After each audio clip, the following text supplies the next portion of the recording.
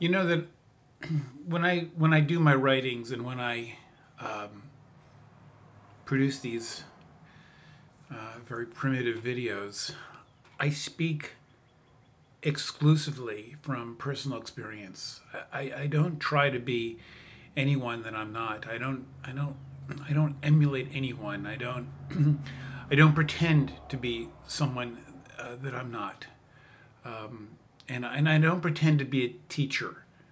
I'm only using this life to reflect my personal experience.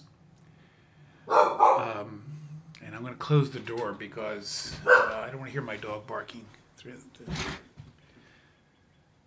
Okay, so what I want to say today is so important, and it's a response to the question: what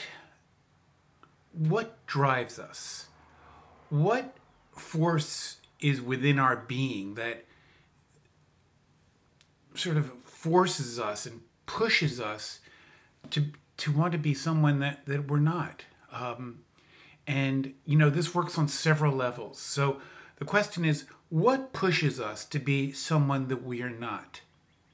Let me say first, we would feel none of this compulsion if we were secure in our own self.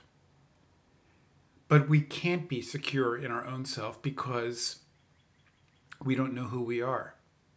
We lost touch with that. And when you don't know who you are, you're really living life standing on one leg. You are always seeking. You want it. We want to know who we are, and that's really what drives us. We want to find out, who is this person? Is it this stressed out, persistently confused person? Who am I? Who am I really? And so it's a life, as I wrote about in my book, that's built on a lie. And building a life on a lie, you must produce a structure that is vulnerable to ups and downs, to the winds of change. You you you can't be stable and clear and strong in this life if it's built on a lie. And what is the lie? The lie is the person we think we are when you push aside all of the psychological veils. And you remove all the ego-based pretense. And what is this lie? And the lie is that as I am, I'm really not worthy to be loved even by myself. I am intrinsically and fundamentally inadequate. I'm insufficient. I'm just not right. And how we got this identity, how we absorbed it in nearly every cell of our bodies, is a long story, and it's not one I'm going to engage in on this video. It is in my book in a lot of detail, and the detail is really important. But I just can't do it in a short video. But right for now, just take this on faith that this driving force is this false identity, and so. And where do we see this identity? And where we see it is, we see it everywhere, because our identity filters our experience, and it just doesn't filter the bad experiences. It filters all experiences, and this is why I, for one, am so drawn to the teachings of the Buddha, and of the Tao Te Ching and the Chuang-Tzu. My favorite spiritual works.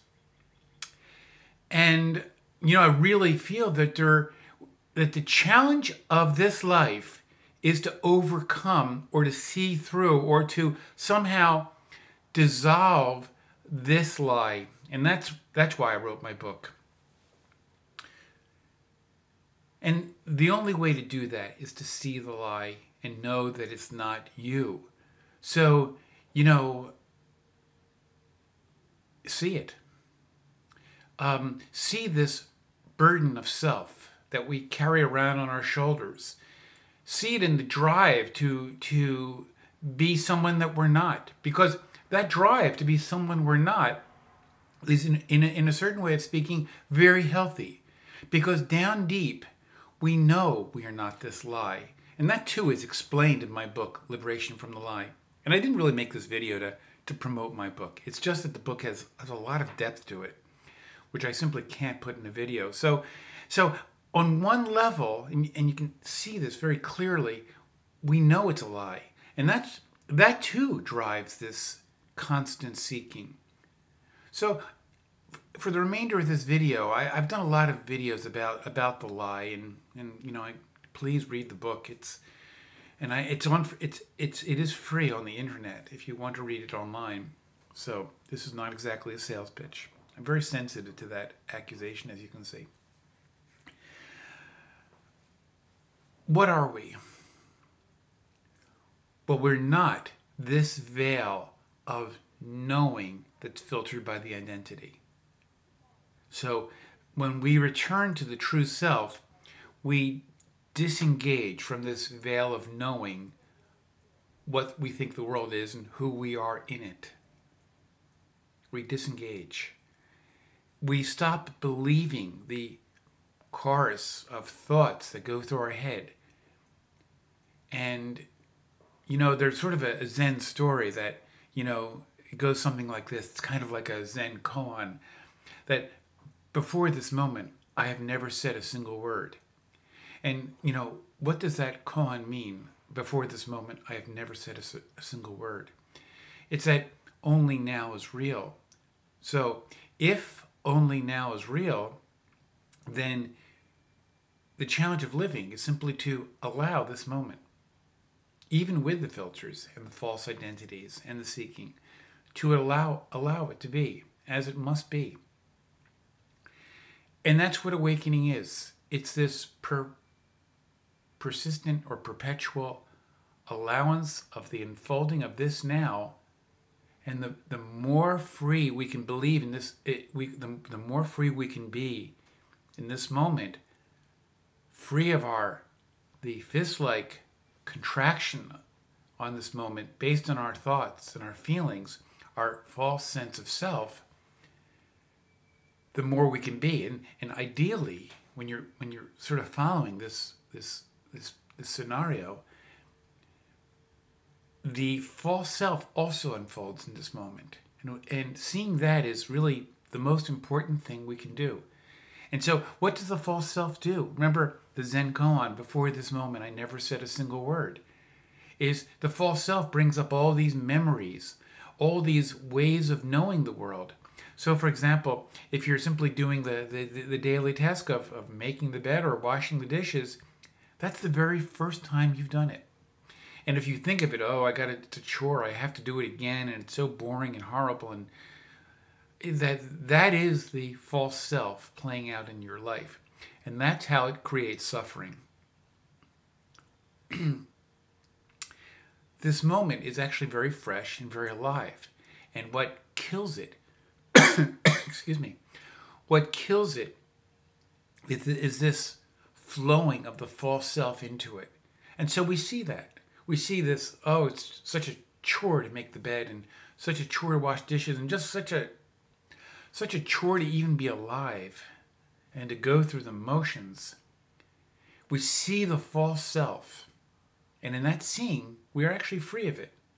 Because everything that we can see no longer holds us in its thrall.